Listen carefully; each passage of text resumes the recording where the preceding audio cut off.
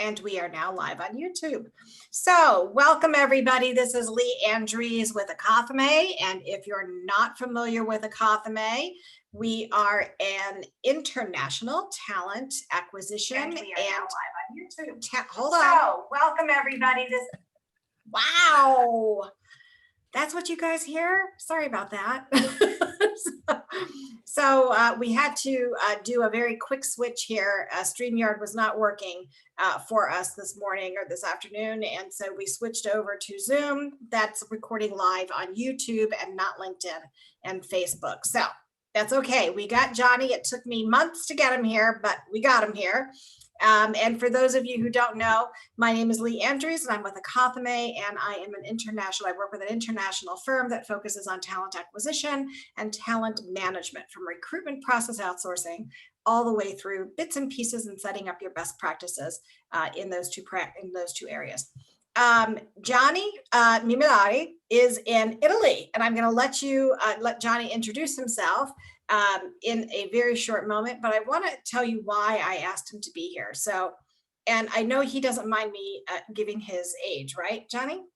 Yeah, no problem. Yes, he's quite proud of that, actually.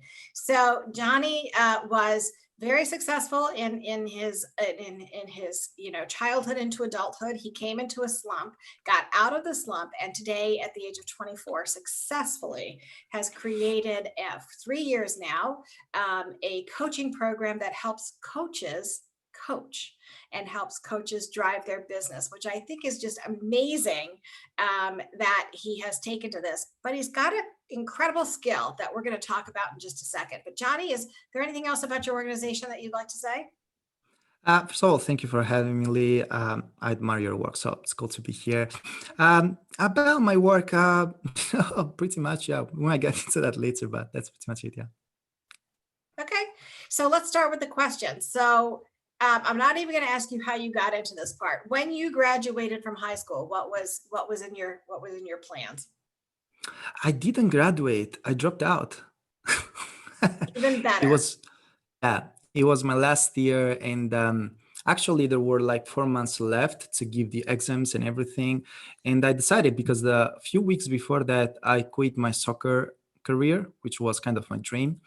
And it was a shock to me, like, that mattered more than everything. Then when that ended, kind of school didn't matter to me a lot. Well, back up a second, Johnny. What do you mean your soccer career ended? You were still in school and you had a soccer career? I used to play, yeah, I was playing football, soccer. And so while I was playing, yes, also I was going to school in Italy. So I was doing both, yep. And so were you on a professional team? Yeah, younger team of Monaco. Yeah, I was under 19 years old, yep. Wow. And so what ended that career?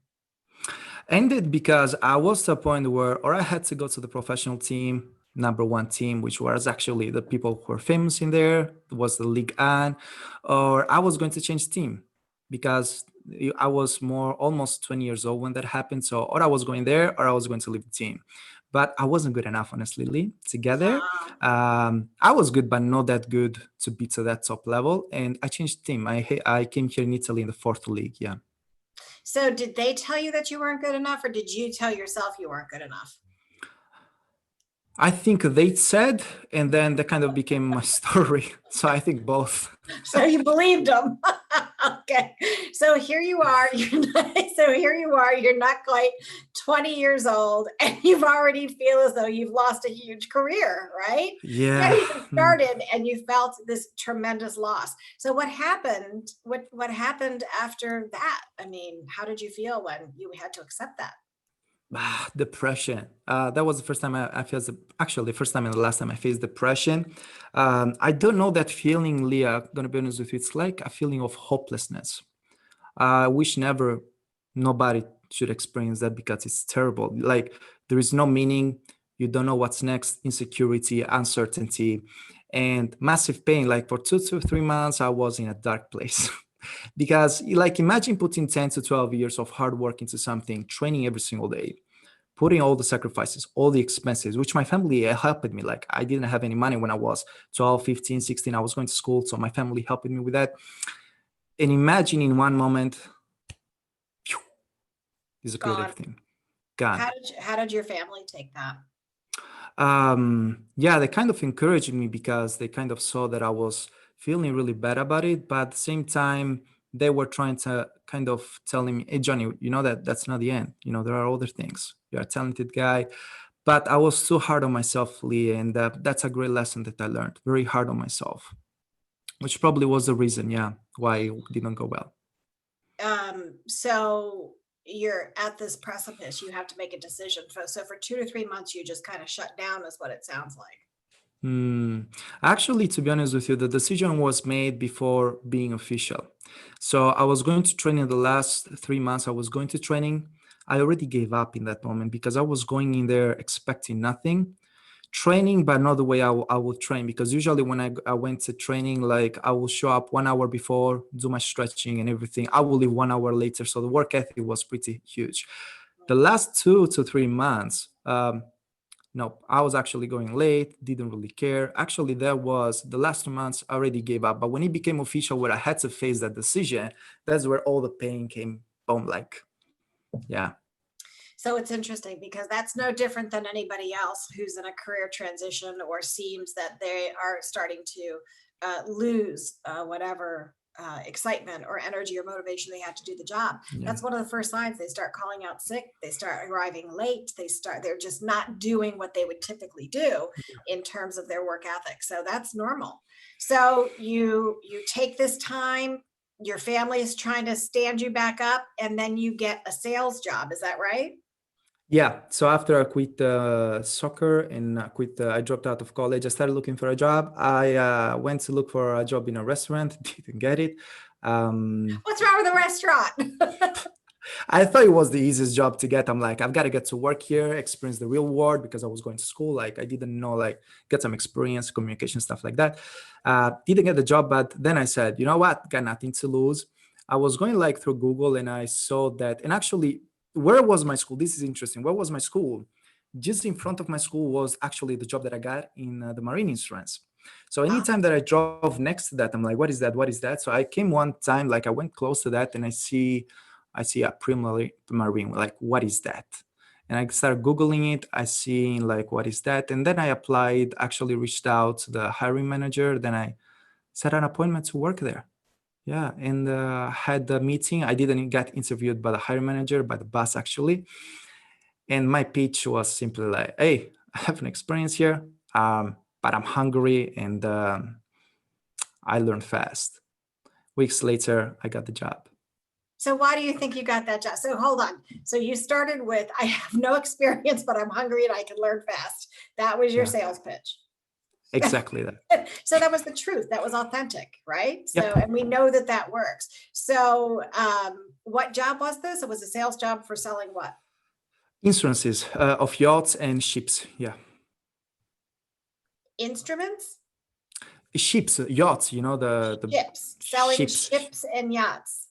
insurances for the Is ships and the yachts. Yeah. I see. Okay. That's interesting because my brother used to sell ships and yachts and now he works for the Uh, US Coast Guard. I You know, remember you telling me. Yes. playing with big ships and yachts. Yeah. So interesting. So here you are selling this stuff. So what kind of success did you have in that? Actually, was selling some good deals. I was selling like people who have yachts like 5 million worth 10 million, and the insurances there were kind of expensive because the insurance of a yacht has like 4 or 5. It's Yeah. just not one, right? So they were expensive. So I was the first 3 months didn't sell anything. I didn't know what I was doing. But I got the confidence. It was really uncomfortable as well in those 3 months. But after the fourth, fifth month, I started getting like 3 deals a month, 4 deals a month. After 8 months, it was going 5, 6 a month, which was pretty good. Wow. So were you selling to individuals or companies? Individuals, but companies usually they were calling the bus. I was going to the private people. Yeah. Got it. Got it. Interesting. So you're saying that it took you 3 months to ramp up, and then after that, you started gaining traction. Isn't that Yeah. interesting? And most people give up when? Like within the That first 3 months. And exactly. most companies usually will fire you within the first 3 months. But if they would have let you go in those first 3 months, they would have missed out on all the successes that you brought Yeah. that organization. So Yeah. now how did you transition into what you are doing now, which is coaching coaches on how to build their business? So before coaching, actually, I bought some courses on how to sell stuff online and information products. So it was kind of a course. I bought like 3 or 4 of them. And I didn't start with coaching. I started selling kind of information products. So I bought these courses and I started trying Facebook ads and things like that. Let's see how good I am. Because the transition I had to make, Lee, was I know how to do sales at this point, learned some of the best people in that company. How do I transition and turn the skill into something online? So it was related to me. But I had to figure out that content thing, that advertising. So I learned for a good year that stuff. And then I didn't have, again, much success in the beginning, but again, started getting traction. And when I got into video, that's when I started having momentum with that. And then I got into coaching. So I had momentum with these info products. I was selling good, not right, very, very good, but not even bad. It was good. And then I started doing videos, and then again, I came across coaching. I didn't even know what coaching was at the time. So I had to Google it. What is coaching? But yeah. But what I loved about it is that there was that one-on-one interaction. That the thing that got my attention, because when I was in that marine insurance, I loved calling clients. I loved talking to them. I loved that one-on-one interaction. Was uncomfortable the first 3 to 5 months, but then it was fun for me. And when I came across coaching and consulting, I was like, oh, there is that one-on-one thing. This should be fun. When I decided to get into coaching, the next day I was coaching 2 people for free. Like, it went so fast, like within 1.5 days after the decision.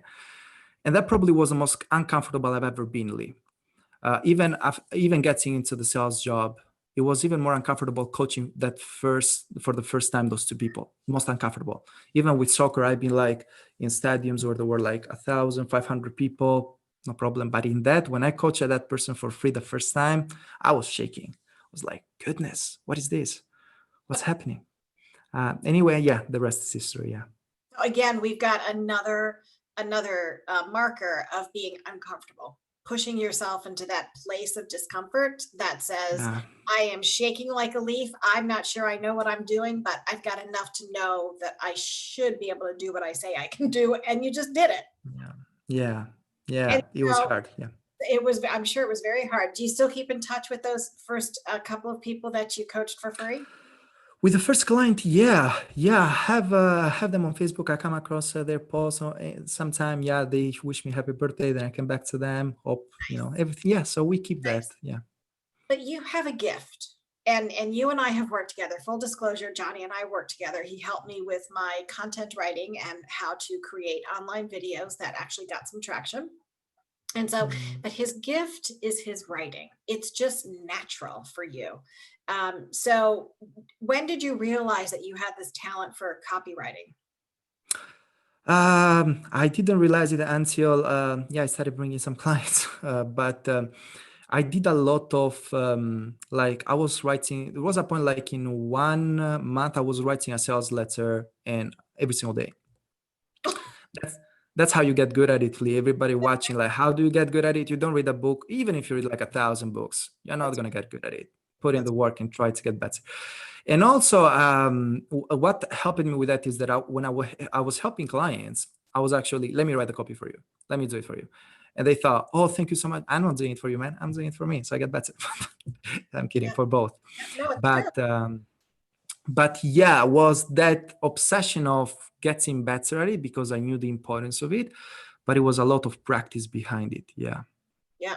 So you didn't get formal training on copywriting. This is just a natural ability that you have. And I'm going to say that it's closely tied to your ability to have meaningful conversations, right?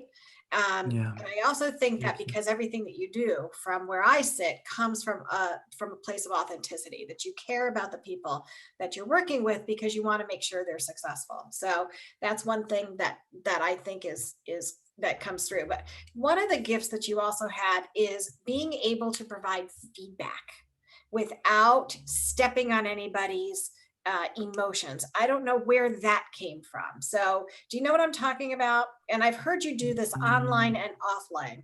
Like, you would say something to me, preface it by saying, Lee, now I want you to think about this differently, blah, blah, blah, blah, blah. You would always start off, how did you come upon this feedback formula that you have that works so beautifully? Actually, Lee, thank you. I wasn't aware till now that that was even a gift.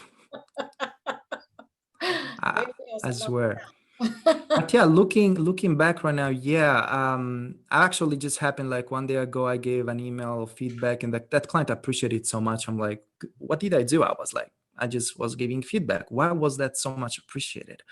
And then I thought about it, and it was the specificity of that, but also taking the time to truly give good feedback.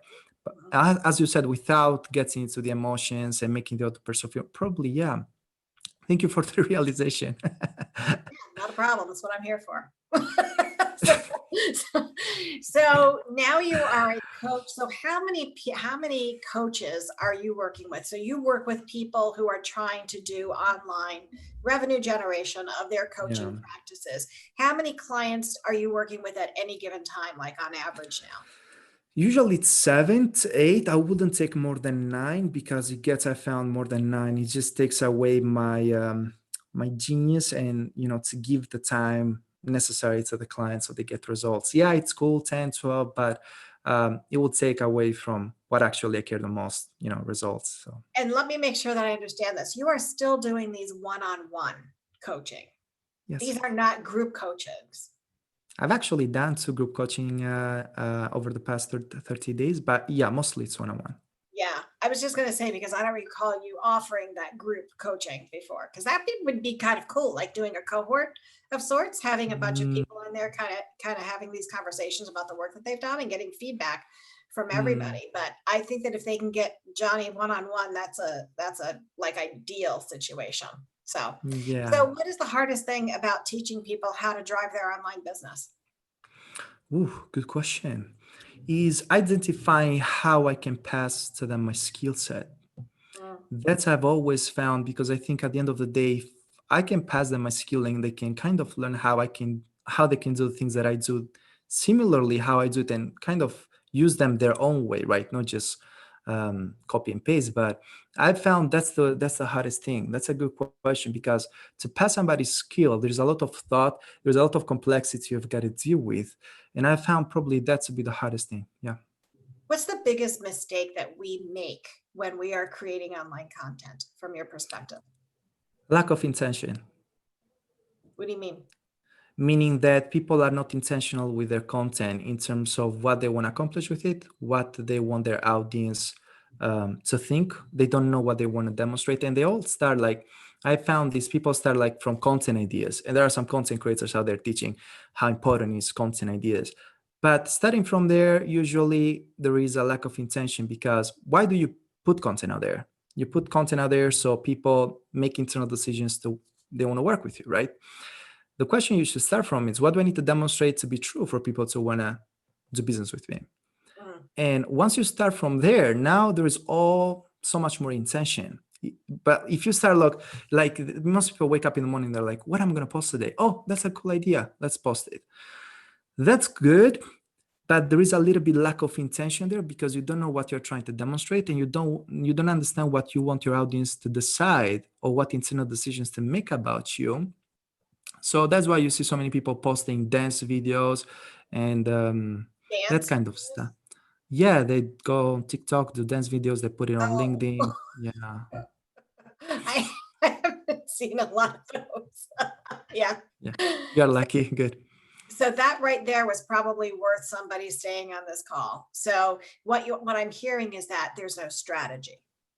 Yeah, So yeah. without a strategy, you have no plan. Your content is kind of up in the air. You're just winging it when you get up in the morning. So without strategy, you really go nowhere. And what is the one thing that you think is, if we do this one thing, we will have better success? Now that we've got the intent, what is the one thing in our videos or in our content that you would say, Lee, if you do this, you'll change the outcome, even if it's a micro, change, Mm. it will change. The answer would have been different if you asked me 2, 3 weeks ago. The answer now, you know what, is plan that idea, what you want to talk about, and let it rest until the next day. I think the subconscious is going to get to work for that. and help you come up with the right topics and how to present the right topic. So what I found is that I spend like 30 minutes every evening thinking about what I'm going to post in that video. Oh, this is what I want to demonstrate. Like I get that clarity and I just let it go. I wake up tomorrow morning and there are all these ideas, and it's powerful. So try that I out. would agree. I actually started doing that last week. Really? Yeah, That's awesome. I actually just started doing that last week. I put them down in a notebook and I said, okay, you're just every night. And then sure enough, the next morning I have other ideas and that one wasn't even on there. So yep, no, absolutely. Yeah. All right, Yeah. Johnny. So where are you now? So you've done this 3 years, you hit 24 years old. I think you just celebrated your birthday, which is why I'm so hot on that. But I think it's amazing. You didn't graduate from high school. You lost a career before you were 20, right? You start a new sales job and then realize that online is where you need to be. And now you've got a thriving consulting business. So what's next? What's next? Number one, I want to move to France. Really? Why France? Yeah. Tell everybody where you are because you're not in the States. Right. I'm in Sanremo, Italy. It's 20 miles from France. Actually, I want to move to Cannes. I think that's my ideal place where I want to start doing retreats and want to grow my business through online courses. Retreats. Talk to me about this retreat thing. I want to have like 4 times a year, like a retreat where 20, 25 people to 30, sometimes even 40 come. And I train them for 3 days. And I kind of try to, again, pass my skill to them. And yeah, that's something that I have in mind. That's incredible, Johnny. That's wonderful. So you're going to retire by the time you're 40, if not 30. Now, what happened? There was a high rise that you had your eyes on at some point that you wanted to live in this high rise. That is now it's France.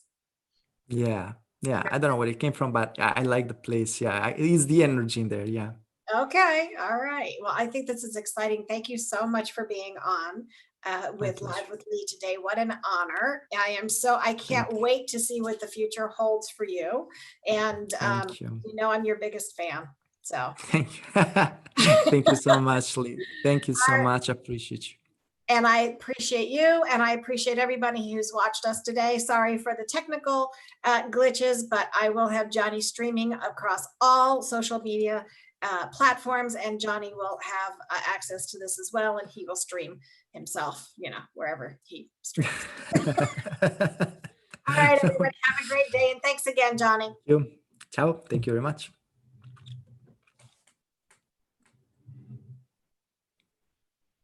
YouTube Live, it's interesting. We're still live. Yeah. I've tried live.